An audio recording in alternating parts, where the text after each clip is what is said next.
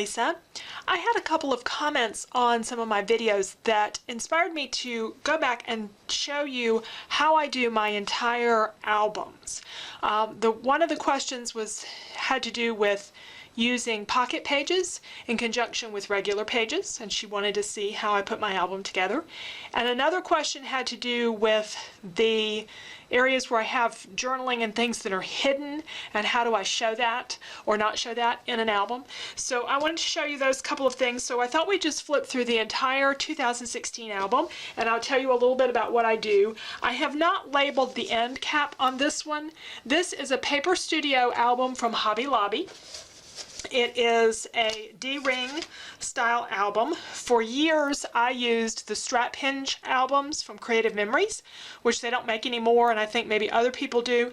I liked them because I didn't have to do a page protector. And there's just, you know, my husband and I, very seldom does anybody else look through our albums, so I didn't have to really worry so much about something happening to my pages. However, with those type of albums, you have to put everything in the albums for about one time, and you can't move things around because the background paper is stuck to the pages of the album, so it's just not really easy to move things. What I like about these is that I can take pages out, move them around, and readjust the order of stuff very easily. So again, I get these particular ones at Hobby Lobby. They're very similar to American Crafts, and I have some American Crafts albums as well. And you know, they have some that have something fancy on them and a place cut out for photos, and I've seen some that don't. So you know, whatever you want to do with them. But I'll put 2016 on the end of this one. I typically do an album a year. Sometimes if I don't have a lot of pages, I may combine multiple years together in an album, but usually I end up with a full album for a year, and some years I have the first half of the year and then the second half of the year and have two different albums. This one's going to be a one album year.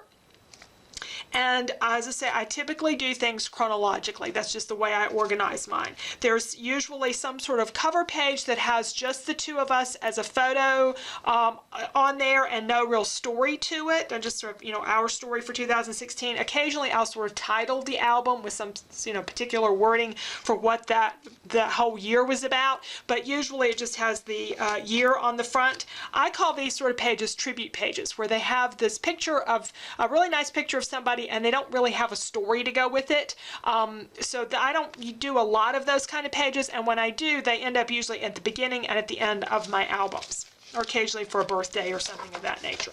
So these are pages that you have seen before. I'm not going to spend a whole lot of time on them if you've watched my other videos. There are videos for pretty much everything in here. Some of them may be class pages and from my past classes, so I'll try to zip through those pretty quickly so that we won't I won't be spoiling a class, but most of these were things that I did during the regular year. There are a lot of two-pagers in this album, and you can see my two-pagers get divided. This does not bother me.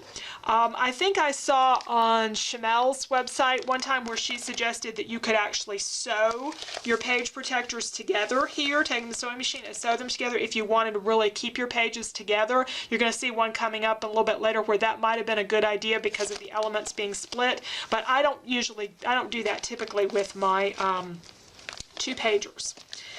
So I'm doing things again chronologically. We have Valentine's Day, we have the snow, we have my mom's birthday, and here's a page that's blank. There will occasionally be blanks in my albums. If I, you know, doing things chronologically, I just don't have anything to fill in here. And in fact, Mother's birthday is out of order because the next few pages were things that happened before her birthday, but it just didn't work out to put, I'd have had yet another blank page if I rearranged and put her birthday where it belonged. So that's how, you know, it's not that big a deal to me how this ended up. Oh, and I wanted to, this one I took out because I hadn't put the date on there, and then I accidentally put the date 2017 instead of 2016. I'm going to try to correct that, and I will need to slip this page back into the album. When I go through my album at the end of the year, I often find pages that I haven't dated. I just go back to the photographs on my computer and look and see when the photos were taken, and then I can date that, or if for some reason I'm having trouble finding that, I may have something in my journal that I wrote about that particular event. So I will slip this page back into the page protector. These open from the top. And they're really easy to slide in. Now this is the one where I said, you know, sewing them together might not be a bad idea because I have elements that are split across the page. Okay.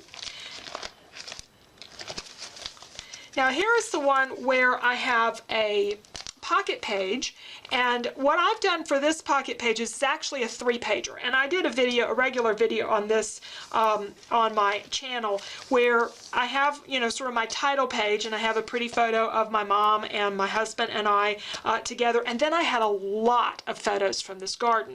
So I put them in a pocket page because it just made it a lot easier to do them, put my journaling over here, and then on the back side I have even more photos from that same garden and a little bit more journaling, and I even had a little extra space, so I took part of another photo down there.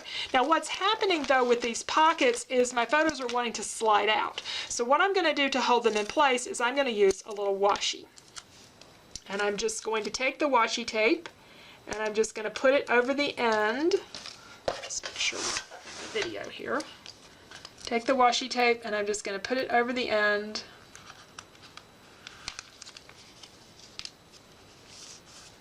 That could be a little bit straighter, but that will hold that photo in place and gives a little bit of decorative to it as well. As I said, I could have gotten that a little bit straighter. I am notorious for getting my washi tape crooked, and I almost always have to do it twice, or sometimes 3 times, to get it straight, no matter what I'm doing with washi.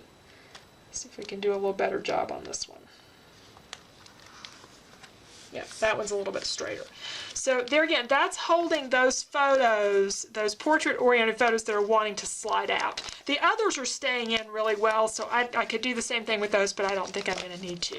Now, if you didn't have enough photos to do the back side, you could do something decorative here. You could even just take a regular layout and glue it, you know, with some glue dots or something, to the back side of this and not have a page protector over it if you were, you know, needed extra space in your album or that type of thing.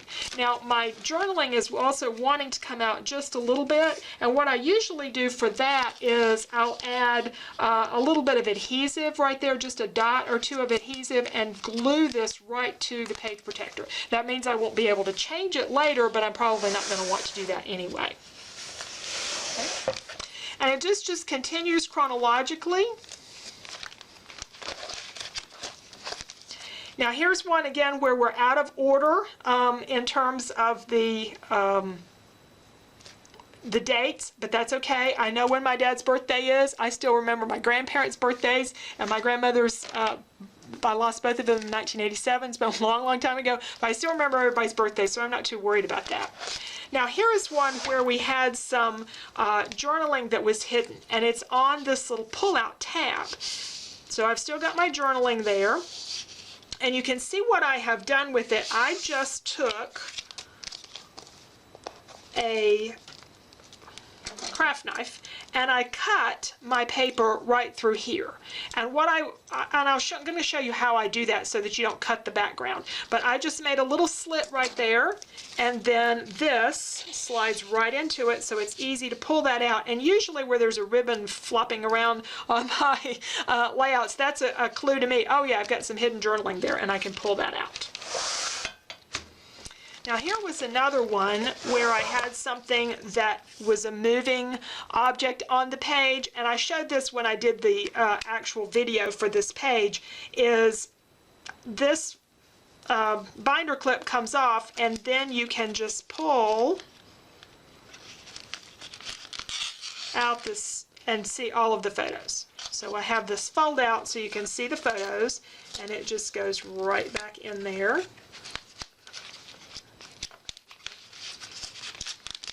And then when I'm done, I just slip the binder clip right back on it.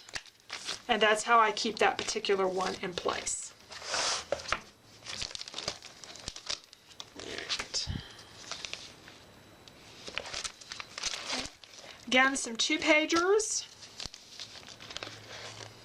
This is one of those sort of tribute pages, but it goes to my parents' wedding anniversary.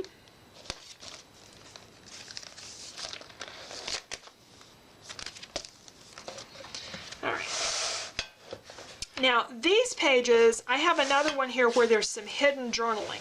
And the way this works is, see the washi tape forms a hinge for these pages. So if you pull this out, these just fold back, and then there's all the journaling underneath. And I did a video on this in my regular YouTube channel that shows you how this page was done.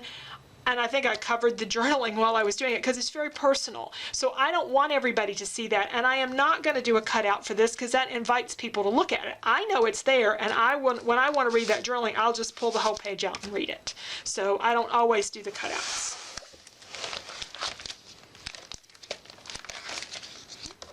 Now this one has a cutout or this one needs a cutout because look, I have oodles of photos here and I have journaling here, but I have even more information behind this, and that might not be immediately obvious, and it is something that I want to share with everybody.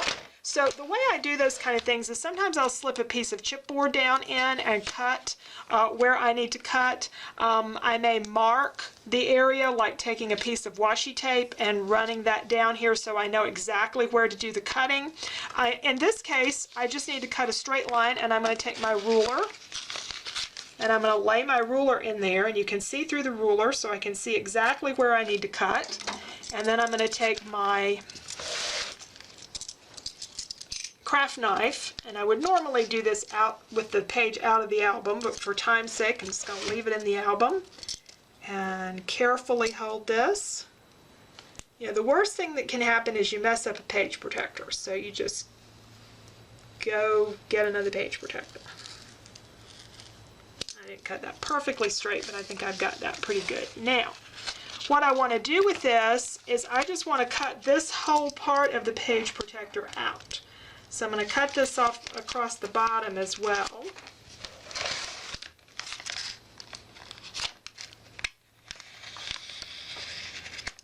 Okay.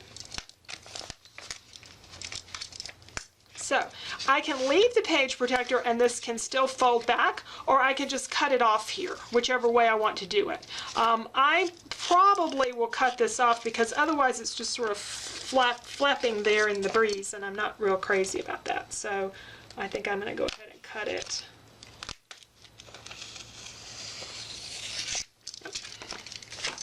And so now the end of this page is out. Now the only thing I have to be careful about is there's nothing really holding it on the other side. This one happens to be one where there's nothing on the back side of it. There's no other page there. If there were another page there, I think it would hold it, stay in a little bit better. But what I will do to make sure this stays in place is just put a little bit of adhesive on this. And let's see, where do I want to put my adhesive? Probably the easiest thing to do would be to slip a little bit of adhesive right down through here. I don't need a lot. Just a little something. Kind of hold that in place, and now then the page stays in. And you don't really see that adhesive. It's underneath the clear part, and I can still fold this back and see this information without it coming out of the page protector. So that's one approach to dealing with pages where you have some kind of fold back to see additional journaling. Now normally on the very last page I have one of those tribute pages for the two of us, and I haven't done that for this album yet. So everything for 2016 is pretty much in there except for that one last page, and putting the date on the end. So that's a flip through of one of my albums, and to give you an idea of how it's organized chronologically, what I do with pocket pages, and what I do with the movable interactive items within the album. There will be a lot more about interactive items and how to do those in the album in my next class, which I am working on already. So thanks so much for joining me today.